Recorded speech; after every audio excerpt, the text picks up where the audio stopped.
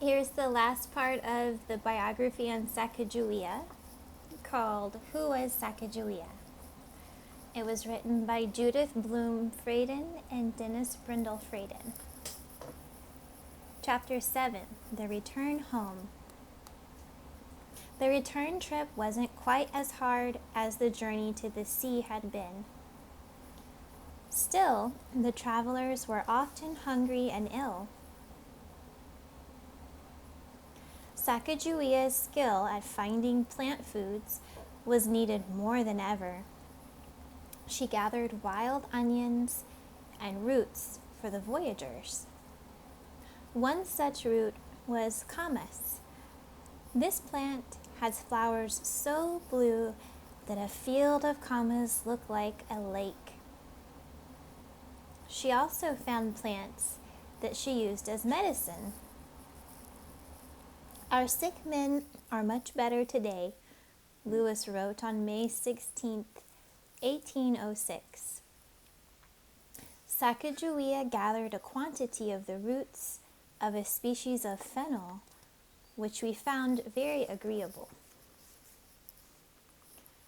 During the moon when the ponies shed, also known as May, the explorers returned to the Nez Perce Indians. They took back the horses that they had left there. They needed them for the journey back over the mountains. Also in May, Pomp got sick.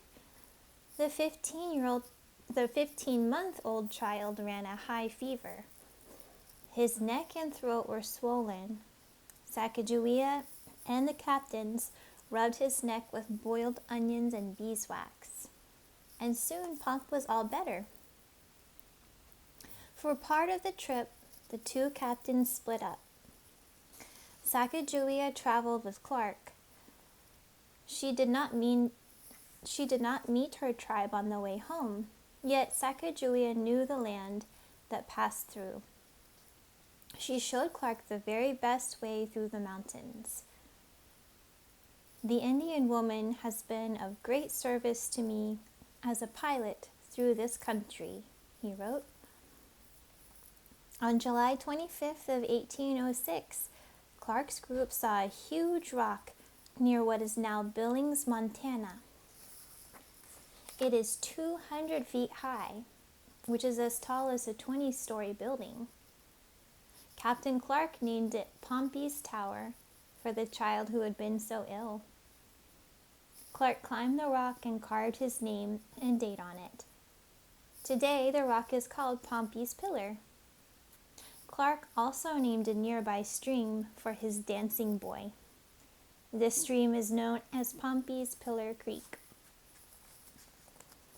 Lewis's group joined up with Clark's on August 12th, and they met near the Montana-North Dakota border. The travelers then floated back down the Missouri River in their canoes. Soon they reached the village where the explorers had met Sacagawea 2 winters earlier. The captains paid Charbonneau $500.33. This equaled 2 years' pay for a worker at that time. And now the time had come for Sacagawea, Charbonneau, and little Pomp to say goodbye to all the explorers. The Corps of Discovery then glided downriver from their starting point, St. Louis. They had covered 8,000 miles and had been away for 28 months. They hadn't been heard from for so long that most Americans assumed they were dead. As they neared St. Louis, the men began to celebrate. Their long journey was almost over. Soon they would see their families again. The Lewis and Clark expedition reached St. Louis in late September. Cheering crowds greeted the men. They were heroes. They had explored vast and distant lands. Lewis and Clark had paved the way for America's settlement of the West. In the back, there's some more information about Lewis and Clark, like little biographies. So it says William Clark was born in 1770 and died in 1838. So how old was he when he died? Can you find out? He was born in Caroline County, Virginia. And his family, like Jefferson's and Lewis's, was from Albemarle County. In 1783, his older brother, George Rogers Clark, became Thomas Jefferson's first choice to lead a cross-country exploration. But George declined. 20 years later, William co-captained the Lewis and Clark expedition. Captain William Clark had spent 4 years in the Army. He was a skilled boatman, mapmaker, and frontiersman. His lively journals from the Lewis and Clark expedition tell the day-to-day events of the trip. After their famous journey, Clark made his home in St. Louis. He became the nation's superintendent of Indian affairs. He married and named his first son Meriwether Lewis Clark. William Clark also raised and educated Sacagawea's children, Jean-Baptiste, who was Pomp, and Lizette. I wonder if he did that because he felt grateful for what Sacagawea did. I think so. And then about Meriwether Lewis. Meriwether Lewis was born in the year 1774 and died in the year 1809. So did he live longer or less than William Clark? He was born on a Virginia plantation near Thomas Jefferson's farm in Monticello. His father and Jefferson were good friends as well as neighbors. In 1794, Lewis volunteered as a soldier. The next year, he joined a sharpshooter company led by Captain William Clark. When Thomas Jefferson became president in 1801, Lewis moved into the White House as his personal aide. 2 years later, President Jefferson appointed him to lead the expedition to explore the American West. Lewis asked his former commander, Captain Clark, to be his co-captain. After the expedition, Lewis was named governor of the Louisiana Territory. But Lewis did a poor job. The woman that he loved married someone else, and he owed money to several friends. Oh, it goes on. Chapter 8. What became of Sacagawea? And what became of the young Shoshone woman? Sacagawea had made one of the most remarkable journeys in American history. She had traveled 4,500 miles carrying a baby on her back. Without her, the expedition might have failed, and yet she wasn't paid 1 penny. Here's a picture of a drawing of Sacagawea with Pomp, and it says, Sacagawea carried her baby in a cradle board. It had a stiff rawhide back and soft laced pouch to hold the baby. For a while, Sacagawea, Pomp, and Charbonneau stayed in the Indian village. There, Charbonneau received a letter from Clark that Clark missed them, and he missed Pomp most of all. Clark planned to settle in St. Louis, and he wanted Charbonneau to move his family there too. Did Charbonneau want land for a farm near St. Louis? Did he want to start a small business? Clark would help him. But what Clark really wanted was to adopt Pomp. The captain wrote a letter to the couple. As to your little son, my boy Pomp, you well know my fondness for him. I once more tell you that if you will bring your son to me, I will educate him and treat him as my own child. Sacagawea, her husband, and Pomp eventually did go to St. Louis. In the autumn of 1810, Charbonneau bought a small farm from Clark. For 5 months, Bird Woman and Pomp lived there. But Charbonneau soon grew restless, and the next spring he took Sacagawea on a fur trading trip up the Missouri River. 6-year-old Pomp was left in St. Louis, and he was cared for by William Clark and his wife Julia. By late 1812, Bird Woman and Charbonneau were at a trading post in what is now South Dakota. Sacagawea died there on December 20th, 1812. She had just given birth to a daughter named Lizette. The clerk at the fort recorded the sad news. This evening, the wife of Charbonneau, a snake woman, died of putrid fever. She was a good and the best woman in the fort, aged about 25 years. She left a fine infant girl. Clark took the baby girl, Lizette, too. He raised both of Sacagawea's children. Pomp became a well-known Western guide and trader. Later, he was the mayor of a Spanish town in California. What became of Lizette is not known. Chapter 9. Honoring Sacagawea. For nearly a century after the Lewis and Clark expedition, Sacagawea was largely forgotten. During the 1800s, Indians and whites fought many wars. White people did not want to honor any Native American. By 1900, the fighting had ended. The country was getting ready to celebrate the expedition's 100th anniversary. And that was when Americans discovered Bird Woman, Sacagawea. Suddenly, she became very well known. Sacagawea has had more landmarks named for her and memorials built in her honor than any other American woman. Idaho, Montana, Oregon, and Wyoming have mountains named for Sacagawea.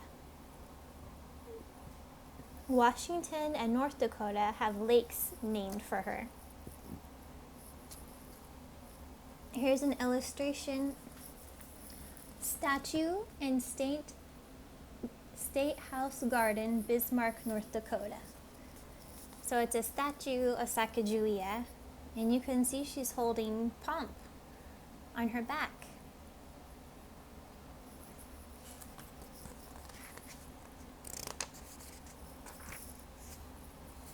She also became a favorite subject of artists and writers.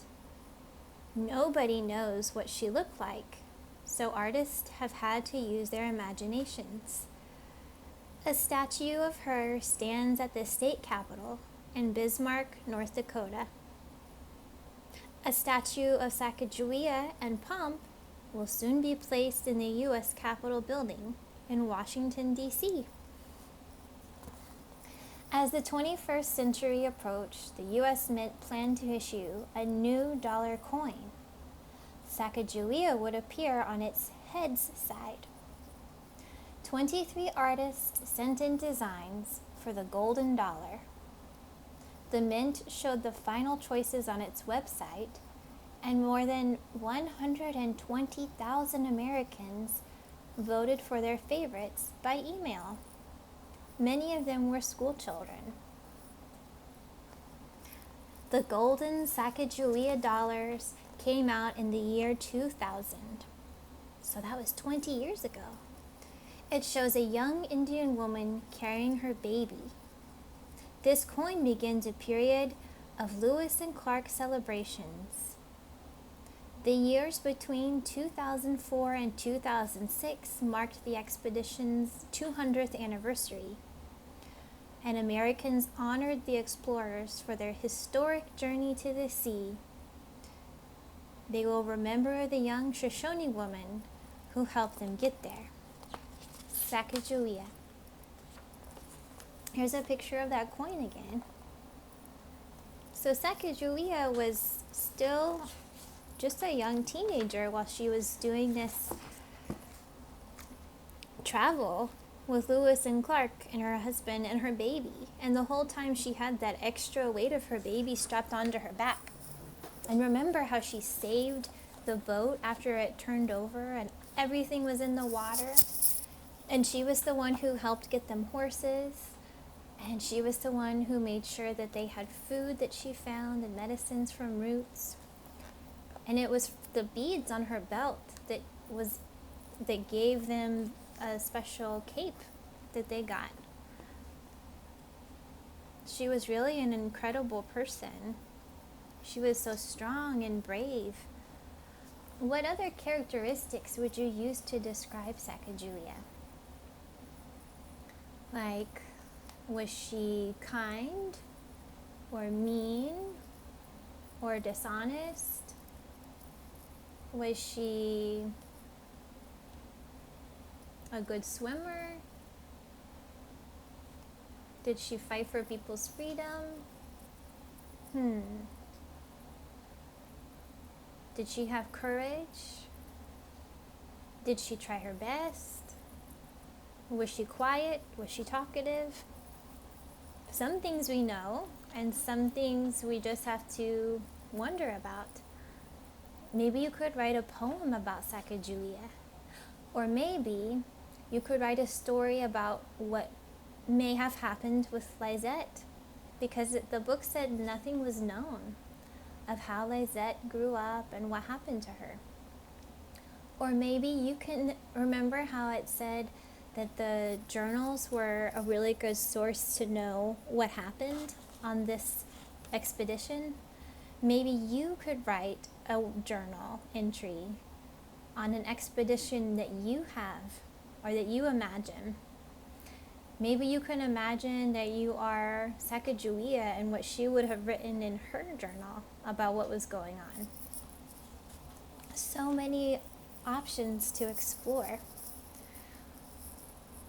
In the back, there's also a timeline of Sacagawea's life.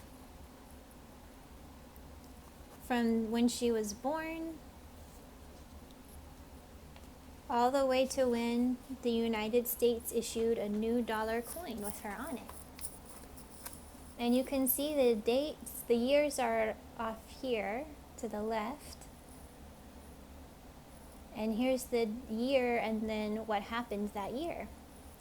Notice how the earliest year starts here at the top, and then as time goes on, you go down and there's the next earliest year, and then what happened that year, so that at the bottom is the most recent, and what happened during that year. And on the other page is a timeline of world events during those same years. So here it starts with the date that's the furthest back, the year that was the longest time ago, around the same time when Sacagawea was born. And this tells you about things that were going on at the same time as these events in Sacagawea's life. So first it says George Washington is elected the first president of the United States in 1789. And Sacagawea was born in 1789. So interesting. Oh, Webster's Dictionary was first published in 1806, which was also when Fort Clatsop was built. And the year 1805, when Pomp was born, was also when the first covered bridge in America was built. Isn't that fascinating?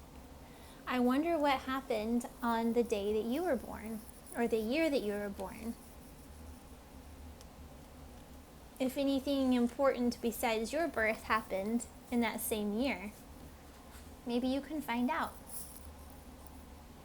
And she was only 16 when she made that journey. That's when most people learn how to drive. She was such a young person who did such incredible things.